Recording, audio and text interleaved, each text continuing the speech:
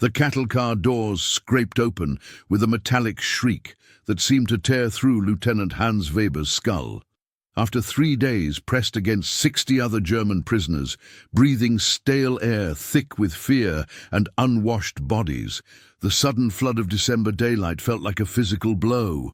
Weber squinted against the snow glare bouncing off the Wisconsin countryside, his eyes watering as American guards shouted orders he barely understood. "Rouse! Rouse! Out! Move it!" The voice belonged to a stocky sergeant with kind eyes that contradicted his harsh tone.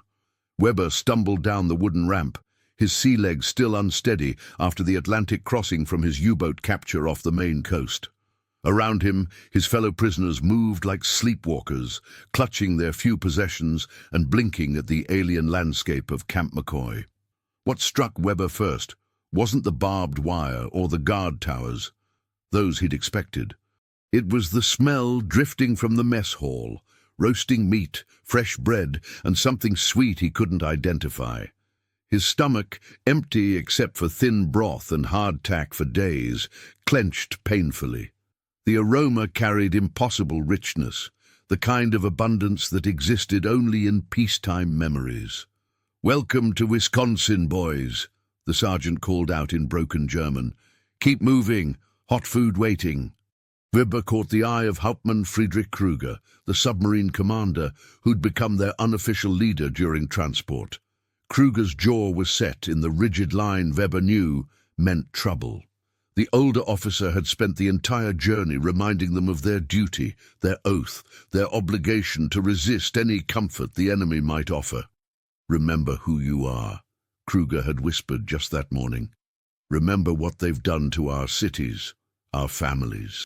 But as they marched past the camp's buildings, Weber saw American soldiers playing cards outside their barracks, laughing at some joke. One looked up and nodded, not mockingly, but with something approaching ordinary human acknowledgement. Another was reading a letter, his face soft with the expression Weber recognized from his own moments with mail from home. The mess hall doors opened, releasing another wave of that impossible smell. Inside, Weber glimpsed mountains of food being prepared by prisoners and American cooks working side by side. A tall, thin man in medical corps insignia was bandaging the hand of a German sailor, speaking quietly in careful, textbook German. "You'll be fine," the medic was saying. "Just a small cut. Keep it clean." Weber's world tilted slightly. This wasn't the brutal imprisonment Kruger had prepared them for during the crossing. This wasn't the vengeful treatment their officers had promised they'd face if captured.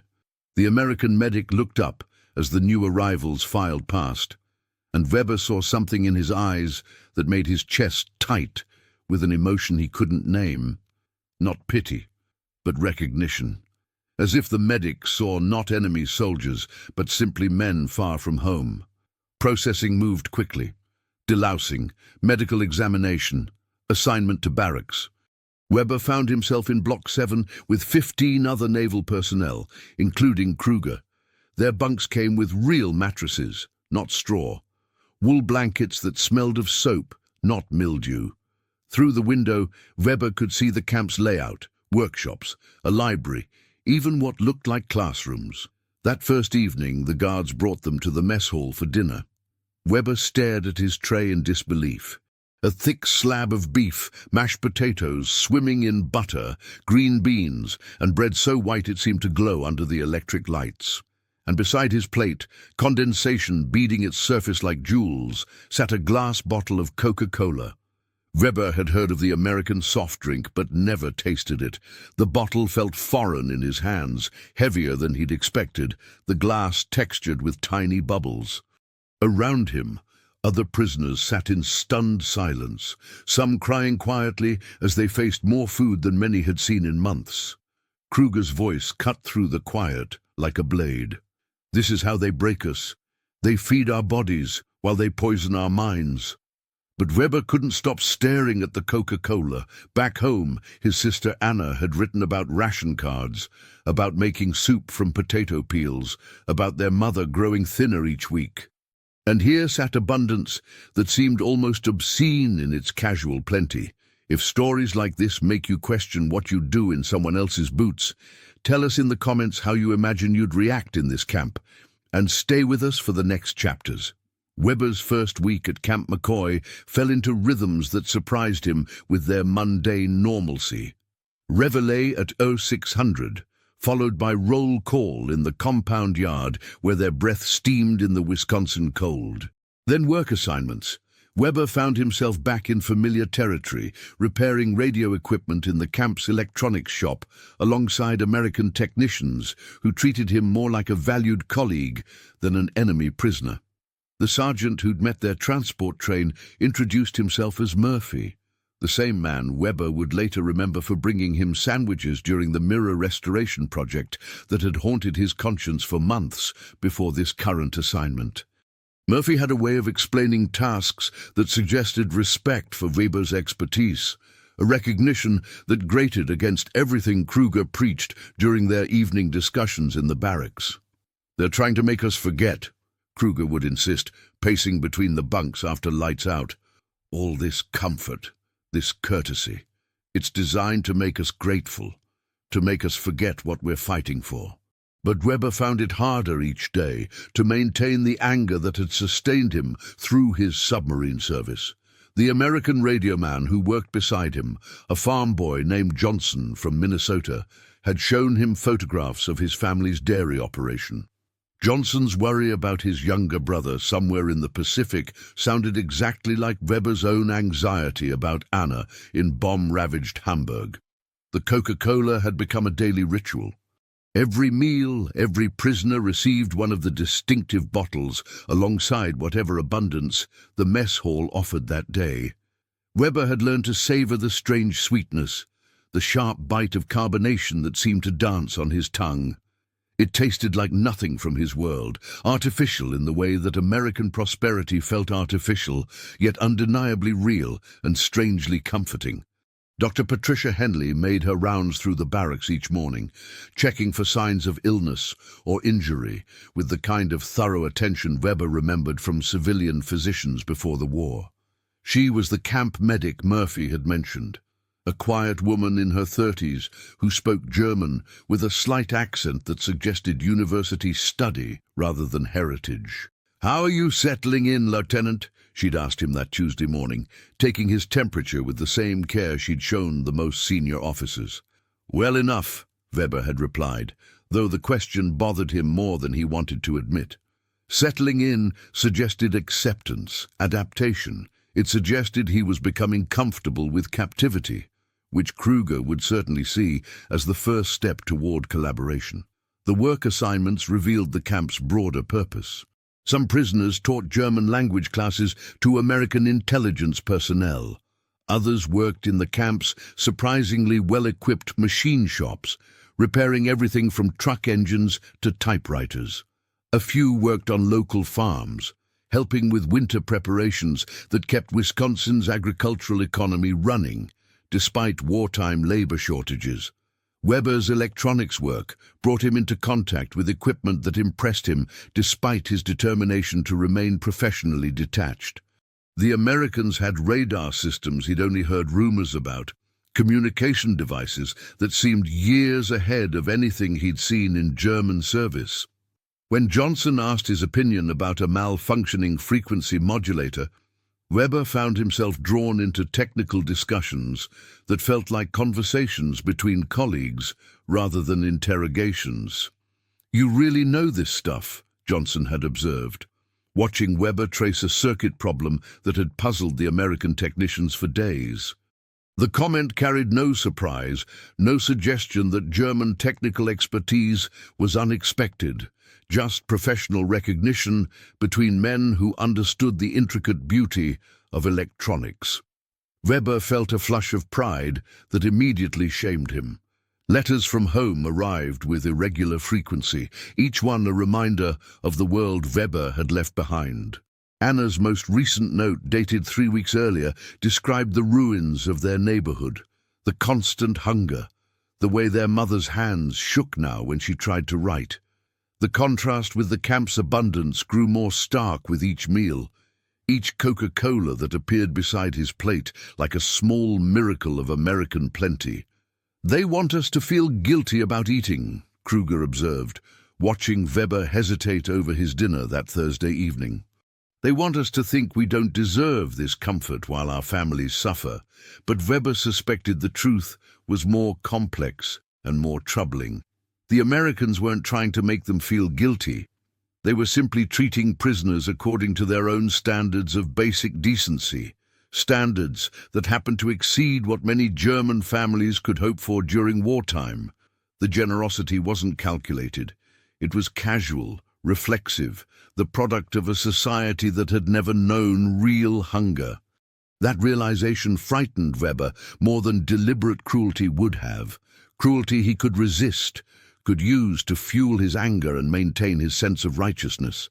But this careless abundance, this assumption that even enemies deserved adequate food and medical care, challenged everything he'd been taught about American values and German moral superiority.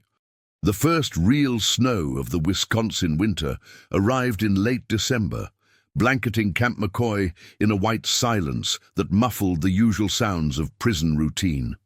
Weber stood at the barracks window, watching American guards trudge through drifts that reminded him painfully of Baltic winters, when ice formed on the U-boat's periscope and made surfacing a dangerous gamble. Anna's latest letter lay open on his bunk, 3 pages of cramped handwriting that had taken 2 months to reach Wisconsin. She wrote about Christmas rations, a single orange shared between 3 families. Ersatz coffee made from roasted barley, the luxury of finding real butter on the black market. Her words painted a picture of scarcity that made Weber's breakfast tray, eggs, bacon, toast, and that inevitable Coca-Cola feel like an obscene abundance. "Listen to this," Kruger announced from across the barracks, waving his own letter with bitter satisfaction. "My wife says the Americans bombed a hospital in Munich, deliberately targeted the Red Cross on the roof.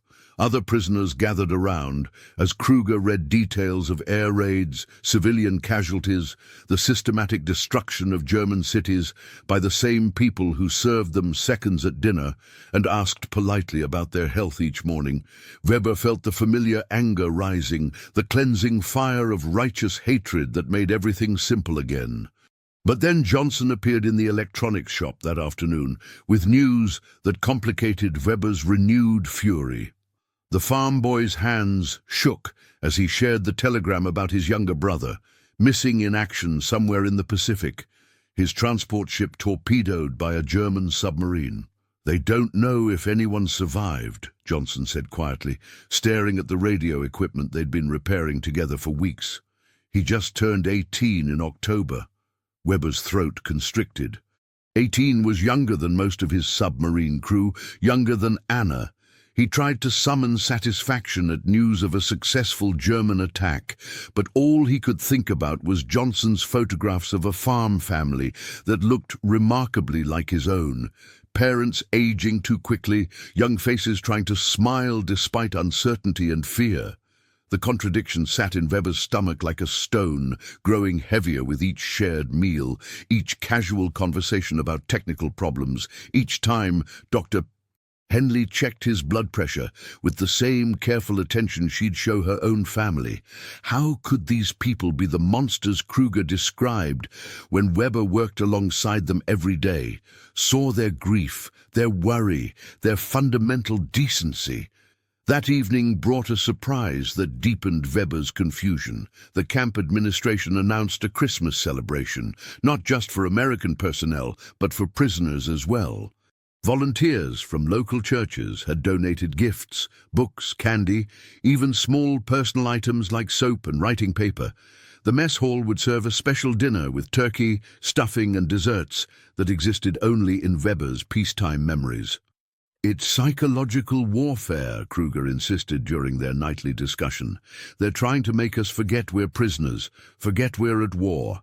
Next they'll want us to sing American songs and pledge allegiance to their flag." But Weber had noticed something else in the announcement. Prisoners who wanted to observe Christmas according to their own traditions would be provided with appropriate space and materials. A Lutheran minister from the nearby town of Sparta had volunteered to conduct German language services. The camp library had acquired German hymnals and religious texts. The gesture felt too thoughtful to be mere propaganda. Someone had considered what Christmas might mean to homesick men thousands of miles from family, had taken the time to ensure they could practice their faith with dignity. Weber couldn't reconcile this attention to spiritual needs with the image of ruthless enemies bent on German destruction. Christmas Eve dinner surpassed even the camp's usual abundance. Weber found himself at a table laden with foods that belonged to American tradition, but offered with an inclusiveness that suggested genuine welcome rather than calculated manipulation. The turkey was perfectly roasted, the cranberry sauce tart and sweet, the pumpkin pie rich beyond anything he'd tasted since before the war. And there, beside his plate, sat a Coca-Cola in a bottle, decorated with a small red ribbon, a tiny flourish that suggested someone had thought about making the meal feel festive rather than merely adequate. Weber lifted the bottle and caught Dr. Henley's eye across the mess hall. She was serving disabled prisoners who needed assistance eating, cutting their meat with the same patient care she'd shown during medical examinations. Johnson appeared at Weber's elbow, carrying his own dinner tray and looking lost without his usual table companions. "Mind if I sit here? My buddies are on duty tonight." Weber nodded, though he saw Kruger's sharp glance from across the room. As Johnson settled beside him, Weber noticed the farm boy's red eyes, the careful way he held himself as if grief might spill over if he relaxed his guard. "I keep thinking about Hans. That's my brother," Johnson said quietly. "Whether he's warm somewhere, whether he's hungry, whether he's even alive." The name hit Weber like a physical blow. Hans, his own name, carried by an American boy lost somewhere in the Pacific, probably drowned by men Weber had trained with, served with, considered friends and comrades. Do you think you'd cling to what you were taught back home, or to what your own eyes see in a place like this? Comment which side you'd lean toward, and share this episode with someone who loves real human stories from history. January in Wisconsin brought a cold that seemed to penetrate every corner of Camp McCoy, making even the heated barracks feel fragile against the prairie wind. Weber had grown accustomed to the rhythm of winter mornings, the scrape of snow shovels, the smell of coffee drifting from the mess hall, the way his breath formed ice crystals on the window as he watched American guards stamp their feet and blow on their hands just like any soldiers trying to stay warm. The work in the electronics shop had become more complex as Murphy and the other supervisors recognized Weber's capabilities. They'd assigned him to a project involving damaged radar equipment salvaged from bombed installations.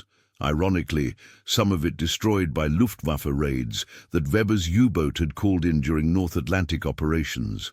As he traced circuits and tested components, Weber found himself appreciating the elegance of American engineering even as he remembered the strategic importance of disrupting it. Dr. Henley had been making more frequent rounds, not because of illness, but because the isolation of winter seemed to weigh heavily on some prisoners. Weber had noticed her particular attention to the younger men, those who'd joined the war straight from home, and now faced the possibility that the conflict might end while they remained thousands of miles from family. "How are you managing the cold, Lieutenant?" she asked during her Tuesday morning visit, checking Weber's hands for signs of frostbite despite the heated workshop. "Well enough, Dr. Henley. Wisconsin winter reminds me of home." "Good. Some of the men are struggling with the isolation. If you notice anyone having particular difficulty, please let me know." The request surprised Weber with its assumption of shared responsibility. Dr.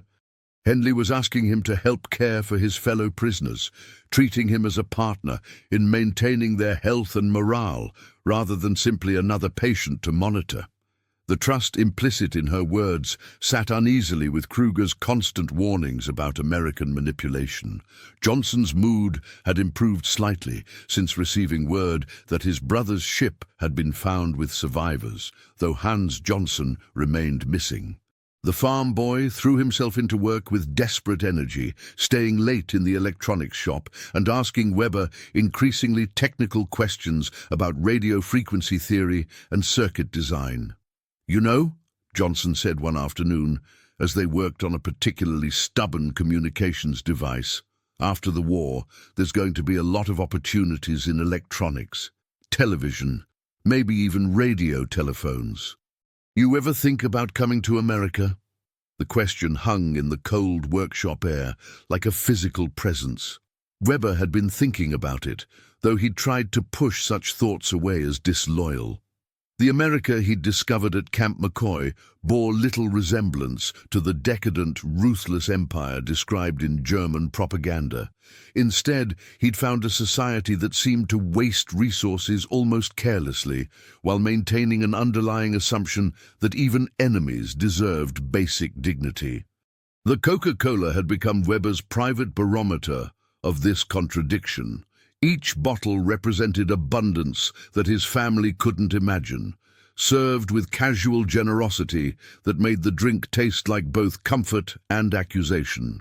He'd learned to recognize the sound of the bottles being placed on tables, the distinctive pop of caps being opened, the way the carbonation sparkled in the mess hall's electric light. Kruger's influence in the barracks had begun to wane as other prisoners adapted to camp routine and started participating in educational programs the Americans offered. English language classes proved popular, as did technical courses that would provide useful skills for post-war employment.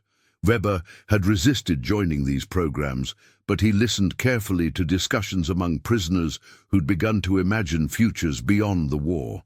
The moral turning point. Dr. Henley had hinted at arrived on a Thursday evening when Weber discovered Seaman Klaus Richter, barely 19 years old, sitting on his bunk and staring at a letter with tears streaming down his face.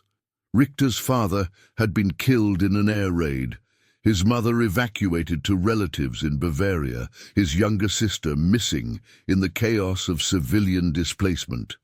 "I don't even know if she's alive," Richter whispered when Weber sat beside him. "I don't know if any of them are alive." Weber thought of Anna's letters, increasingly desperate and infrequent. He thought of his own mother, growing thinner each week according to his sister's careful descriptions.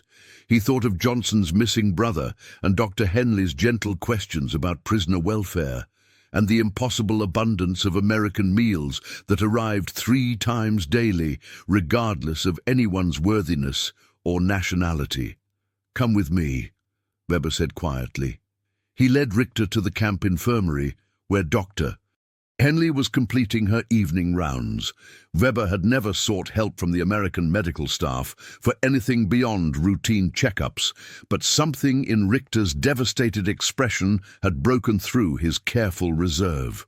"Doctor," Weber began in his careful English, "Seaman Richter has received difficult news from home.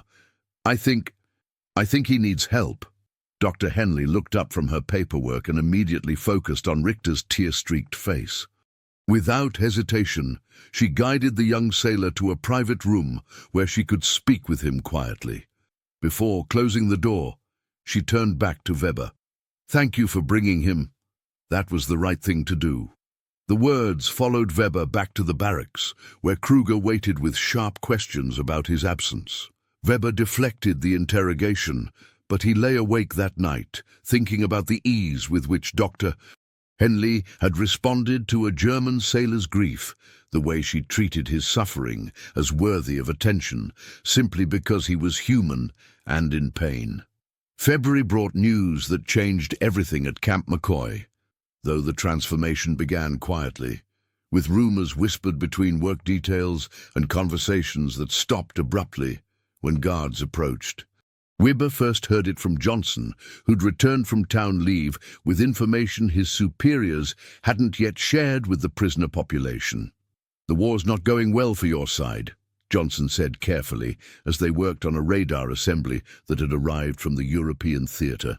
"The Russians are pushing west, and our guys are crossing the Rhine." Weber's hands stilled on the circuit board. He'd suspected as much from the absence of Anna's letters and the careful way American personnel had begun discussing future plans. But hearing confirmation felt like watching his old world dissolve in real time. That evening, Dr. Henley made an unusual visit to the barracks after dinner, carrying a folder that Weber recognized as official paperwork. Her expression was serious, but not unkind as she addressed the assembled prisoners. "Gentlemen, I have news about the war's progress that you'll hear officially tomorrow. Germany has begun negotiating surrender terms. The fighting in Europe may end within weeks." The silence that followed was profound, broken only by the whistle of Wisconsin wind through the barracks windows. Weber felt the strange sensation of relief and loss intermingling, relief that the killing might stop, loss for everything that surrender represented about the cause he'd served and the sacrifices that now seemed meaningless. Kruger's voice cut through the quiet like a blade. "Lies, American propaganda designed to break our morale." But Dr. Henley's response carried no defensiveness, only patience tempered with sadness. "I understand your skepticism, Captain. These are official reports from the International Red Cross and neutral observers. I'm sharing them because you have the right to know, and because decisions you make now will affect your futures after the war." She opened her folder and withdrew something that made Weber's breath catch. A stack of testimony forms, legal documents designed to record prisoner experiences during captivity. The papers represented an opportunity to officially describe their treatment at Camp McCoy, statements that would become part of permanent record and could influence post-war policy regarding POW protocols. "Participation is voluntary," Dr. Henley explained, "but your observations about conditions here may help improve treatment of prisoners in future conflicts. Some of you may also be called to testify about your experiences when you return home." Weber stared at the forms as if they were explosive devices. Everything he might truthfully report about Camp McCoy contradicted the narrative of American brutality that German propaganda had prepared him to expect. The abundant food, the medical care, the respect for religious observance, the opportunities for education and meaningful work, all of it painted a picture of a society that treated even enemies with fundamental decency. But testifying to that reality would mean acknowledging that German propaganda had lied about American character. It would mean admitting that the enemy had shown more humanity than his own government had led him to expect. And it would mean returning to a defeated Germany with testimony that might brand him as a collaborator or worse. The Coca-Cola bottle on Weber's dinner tray that night felt heavier than usual as he considered the weight of truth versus the comfort of accepted lies.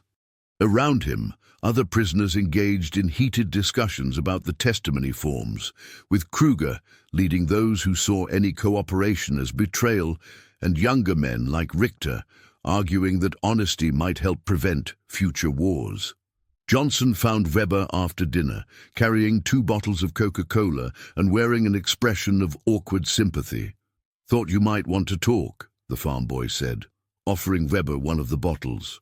"I can't imagine what it feels like to get news like that about your home country." Weber accepted the Coca-Cola and was surprised to find comfort in its familiar sweetness.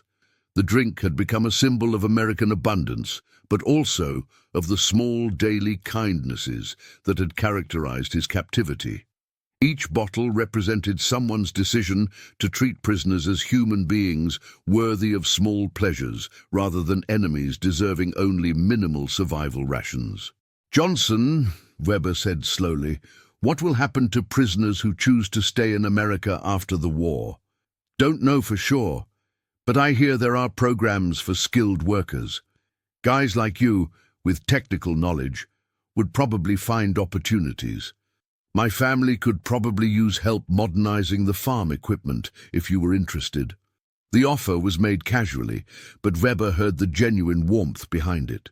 Johnson was suggesting not just employment, but acceptance, integration into the same society Weber had been trained to see as Germany's mortal enemy. The possibility felt both terrifying and oddly hopeful. That night, Weber sat on his bunk with a testimony form spread before him and a pen in his hand. Around him, the barracks settled into familiar evening routines, but Weber remained awake, staring at questions that demanded truth about his treatment at American hands. The form asked specifically about food, medical care, religious observance, educational opportunities, and personal dignity. Every honest answer would contradict the narrative of American cruelty that had sustained German resistance. Every truthful statement would acknowledge humanity where he'd been taught to expect brutality. Weber thought of Anna's letters describing hunger and fear. He thought of Dr. Henley's patient care and Murphy's gruff kindness. He thought of the Coca-Cola bottles that had marked every meal with their sweet reminder of abundance and generosity. And he began to write. The official end of the European war reached Camp McCoy on a Tuesday morning in May, carried by radio broadcasts that confirmed what everyone had known for weeks. Weber sat in the electronics shop, listening to reports of German surrender while his hands continued their automatic work on a communication device that would never again be used against American forces. Johnson stood beside the workbench, his face carrying the complex mixture of relief and sorrow that seemed to mark everyone's response to peace. The farm boy had received word that his brother Hans was alive, recovering in a military hospital in California, but the joy of that news was tempered by awareness of how much the world had cost itself in reaching this moment. "So what happens now?" Johnson asked quietly. Weber had been wondering the same thing. The testimony he'd completed and submitted to Dr. Henley lay like a weight on his conscience. Pages of honest description about American treatment that contradicted everything he'd been taught to expect from enemies. He'd written about the abundant food, the medical care, the respect for dignity that had characterized every day of his captivity. He'd also written about his growing understanding that the men who held him prisoner were remarkably similar to the men he'd served with aboard German submarines. Dr. Henley had reviewed his testimony with the same careful attention she brought to medical examinations, asking clarifying questions and ensuring that his statements accurately reflected his experiences. She'd also provided information about post-war options that surprised Weber with their breadth and generosity. "Repatriation to Germany will begin within months," she'd explained. "But skilled workers may apply for immigration status if they prefer to remain in America. There are also programs for those who want to help with reconstruction efforts in Europe." The choice that had seemed abstract during winter months now demanded immediate decision. Return to a defeated Germany, where his testimony about American treatment might be viewed as collaboration, or remain in a country that had shown him unexpected decency but would forever represent abandonment of his homeland. Kruger had made his own position clear during increasingly isolated evening speeches in the barracks.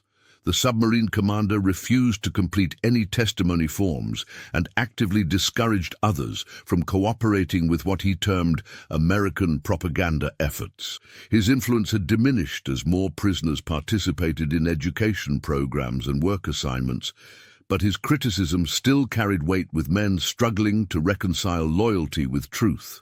"Weber has forgotten his duty," Kruger announced one evening when Weber's testimony became public knowledge among the prisoners. "He's allowed American comfort to corrupt his judgment and his honor."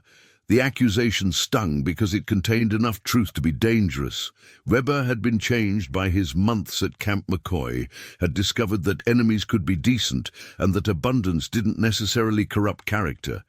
He'd learned to appreciate the casual generosity that placed a Coca-Cola beside every meal and provided medical care without regard for nationality or worthiness. Young Richter had also completed testimony, describing not just his treatment, but his observation of how American personnel handled grief, loneliness, and the moral complexity of caring for men their country was fighting. His statement included specific details about Dr. Henley's response to his family crisis, and the way camp administrators had facilitated religious observance during difficult holidays. "I want to make sure this is recorded," Richter told Weber, "so that if there are future wars, maybe prisoners on both sides will be treated with the same dignity we received here." The hope in his voice reminded Weber of Anna's letters describing her dreams of rebuilding after the war, of creating something better from the ruins of the old world. But those letters had stopped arriving months earlier, leaving Weber suspended between memory and possibility. Johnson's family had formally invited Weber to immigrate to Minnesota after the war, offering partnership in modernizing their farm operation and integration into a community that valued technical skill and hard work over wartime allegiances. The offer represented everything America had shown him: practical opportunity, assumption of human worth, and casual confidence that enemies could become neighbors given time and goodwill. Dr. Henley made her final rounds through the barracks on the evening before the first repatriation transport was scheduled to leave Camp McCoy. Weber had volunteered for that transport, choosing return to Germany despite uncertainty about what awaited him there. She paused at his bunk to shake hands with formal courtesy that somehow conveyed both respect and regret. "I hope you find your family well, Lieutenant, and I hope you'll remember that not all Americans are enemies, even if our countries were at war." "I will remember everything, Dr. Henley, including your kindness to men who had no claim on it." The transport train that carried Weber away from Wisconsin looked remarkably similar to the cattle car that had brought him there, but the journey felt entirely different. Instead of fear and uncertainty, Weber carried knowledge that complicated every assumption about enemies and allies, about national character and individual humanity. He carried a letter from Johnson's family, inviting him to return to America if conditions in Germany proved too difficult. He carried memories of Dr.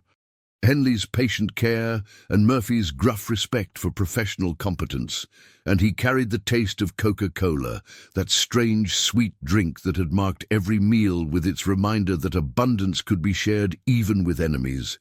Most importantly, Weber carried his testimony, not just the official forms he'd completed for American records, but the personal obligation to remember and someday tell the truth about what he'd witnessed. The truth that enemies could be decent, that kindness required more courage than cruelty, and that the hardest victory was the triumph of humanity over the comfortable simplicity of hatred.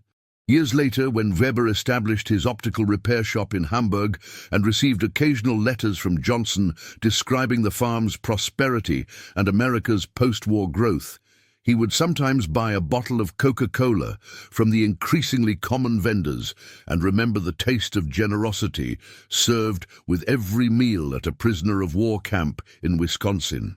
He never spoke publicly about his testimony or his months in American captivity, understanding that such truths remain dangerous in a society struggling to rebuild its shattered sense of honor and purpose.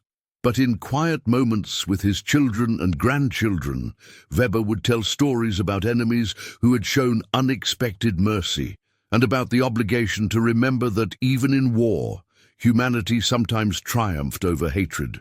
The mirrors he repaired in his shop sometimes reflected more than their users intended, showing depths and complexities that challenged simple assumptions about surface appearances.